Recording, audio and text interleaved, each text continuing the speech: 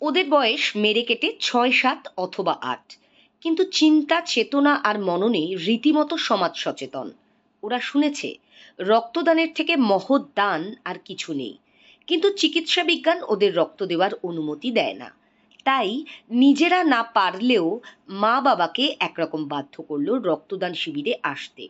উত্তর চব্বিশ পরগনার সংখ্যালঘু অধ্যুষিত বারাসাত কাজীপাড়া উত্তর সিটি প্রাথমিক স্কুলের পড়ুয়াদের এহেন উদ্যোগে রইল সাম্প্রদায়িক সম্প্রীতির অভূতপূর্ব এক বার্তা।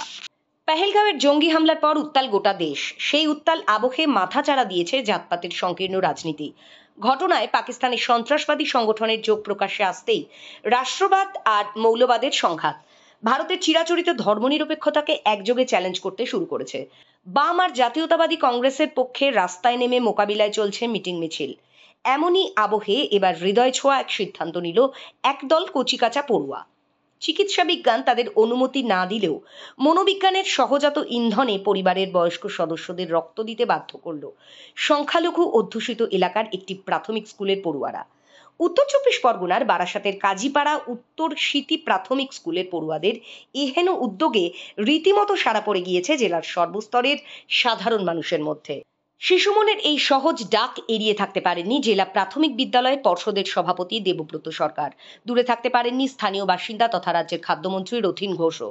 রক্তদান শিবিরে হাজির হয়ে রীতিমতো রোমাঞ্চিত এই প্রশাসনিক কর্তা প্রশংসায় ভরিয়ে দিলেন পড়ুয়া সহ স্কুল কর্তৃপক্ষ সকলকেই। উত্তর চব্বিশ পরগনা ডিপিএসসির পক্ষ থেকে আমরা প্রায় 50টি প্রাইমারি স্কুলে এই রক্তদান শিবিরের ব্যবস্থা করেছি। বারাসাতের একেবারে লাস্ট ওয়ার্ড এটা।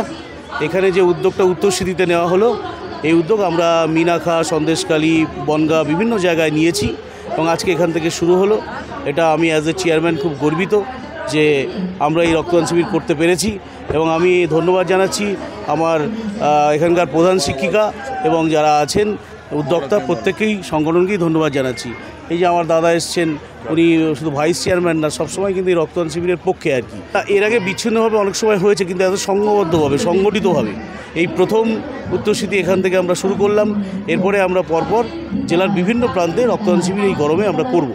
যেখানে রক্তের আকাল দেখা দিচ্ছে গরমে, আপনারা দেখতে পাচ্ছেন, সেখানে আমরা এরকম একটা মানবিক উদ্যোগ নিয়েছি ডিপিএসসির পক্ষ থেকে। দেখুন, বার্তা একটাই দেওয়ার যে ছোট ছোট বাচ্চারা যে কাজটা করে দেখাতে পারলো প্রাইমারি স্কুলে, আগামী দিনে আমার মনে হয় প্রাইমারি হাই স্কুল সব জায়গায় এটা হওয়া দরকার এবং আমাদের প্রত্যেকটি মানুষকে সবার পাশে থাকতে হবে। মানবিকতাই হচ্ছে বড় ধর্ম।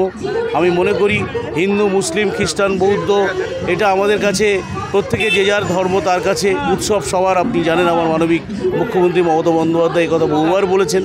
তাই আমি মনে করি রক্তদানের মতো মহান মানবিকতা এটা হচ্ছে সবথেকে সবার ঊর্ধ্বে। সমস্ত সম্প্রদায়, জাতি, ধর্ম একসঙ্গে মিলে আমরা রক্তদান করব। জীবনের প্রথম পাঠসোপানটা প্রাইমারি স্কুল থেকেই হয়।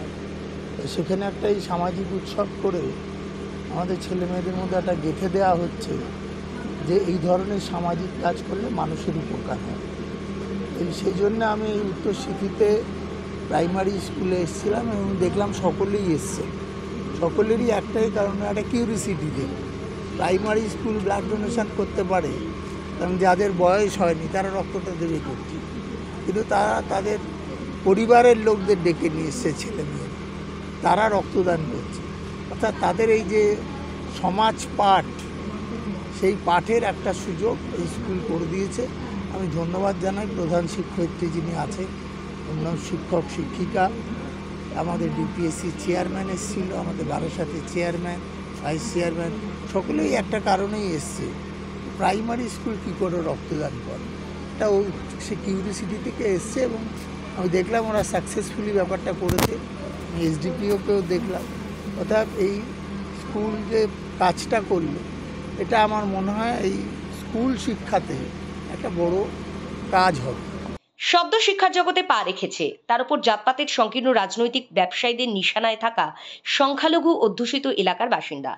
এমন কোণঠাসা পরিসরে থেকেও ওদের সুস্থ আর সচেতন মন যেভাবে অভিভাবকদেরকেও ভালো কাজে এগিয়ে আসতে বাধ্য করেছে, এটাই ছিল এই রক্তদান শিবিরের ইউএসপি। যার আকর্ষণে এই শিবিরে হাজির হয়েছিলেন মেডিকেল কলেজের সুপার সুব্রত মণ্ডল, মহকুমা পুলিশ আধিকারিক আজিঙ্কা আনন্ত, উত্তর চব্বিশ পরগনা জেলা পরিষদের সভাধিপতি নারায়ণ গোস্বামী এবং বারাসাত পুরসভার চেয়ারম্যান অশ্বনী মুখোপাধ্যায় এবং শাসক দলের শ্রমিক সংগঠন INTTUCর বারাসাত সাংগঠনিক জেলার সভাপতি তাপস দাশগুপ্ত সহ বিশিষ্ট অতিথিবর্গ। অসাধারণ উদ্যোগ। আমি আগে জানতাম না এটা আমাদের ডিপিএসসির চেয়ারম্যান দেবব্রত সরকারের মস্তিষ্ক প্রসূত ভাবনা, এবং সেটা বর্দির সঙ্গে আলোচনা হয়। সেই প্রেক্ষাপটে দাঁড়িয়ে ওদের যৌথ সিদ্ধান্তে এই প্রথম শুরু হলো, এবং দেবব্রত এই ভাবনাকে সঞ্চারিত করতে চাইছেন সারা জেলা জুড়ে। এটা একটা অভাবনীয় পরিকল্পনা। এই ছোট ছোট মেয়েদের, বাচ্চাদের সাথে নিয়ে দিদিমণিরা উদ্যোগী হয়ে সমাজের বুকে একটা অসম্ভব জোরালো বার্তা দিতে চাইছেন। এবং এই বয়সে ওই যে ওদের কানে ঢুকছে রক্তদান শিবির, এরা বড় হয়ে সত্যিকারের মানুষ হবে, কারণ ওরা বুঝবে মানুষের জন্য রক্ত দিতে হয়। সমাজকে সমৃদ্ধ করতে গেলে সামাজিক দায়বদ্ধতা নিয়ে সমাজে মানুষের পাশে দাঁড়ানোটা জীবনের সবথেকে বড় অঙ্গীকার। সেই পাঠ আজ থেকে শুরু হলো, যার নেপথ্যে এই বর্দিকে কুর্নিশ করতে হয়, দেবব্রতকে কুর্নিশ করতে হয়।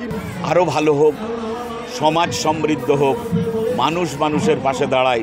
আমরা কথা বলতে ভুলে গেছি, হাসতে ভুলে গেছি, একে অন্যের ভালো মন্দের খোঁজ নিতে ভুলে গেছি। ব্যস্তময় জীবনের মধ্যে আরও বেশি পারস্পরিক নিবিড় বন্ধনে আমরা মিলে যাই। এইটুকু আশা রেখে সামাজিক বার্তা দিয়ে আপনাদের চ্যানেলের মধ্যে দিয়ে মানুষ সুস্থ থাকুক, ভালো থাকুক, আমরা সবাই একসাথে থাকি, এ কথাই বলতে চাই। চলতি গ্রীষ্মকালে রাজ্যের ব্লাড ব্যাঙ্কগুলোতে রক্তের অভাব যাতে না ঘটে তার জন্য ইতিমধ্যেই সরকারি আর বেসরকারি নানা সংগঠন ইতিমধ্যেই এ ধরনের শিবিরের পরিকল্পনা নিয়েছে। কিন্তু বারাসাত কাজীপাড়া উত্তর সিটি প্রাথমিক স্কুলের পড়ুয়াদের এই উদ্যোগ যেন বড়দের এই যাবতীয় পরিকল্পিত পদক্ষেপকে শুরুতেই চ্যালেঞ্জ ছুঁড়ে দিল। একই সঙ্গে ধর্মীয় আর সাম্প্রদায়িক রাজনীতির কুচক্রের বিরুদ্ধে যেন নতুন এক নিষ্পাপ বার্তা পৌঁছে দিল গোটা সমাজের কাছে। Bureau report, digital news Bangla.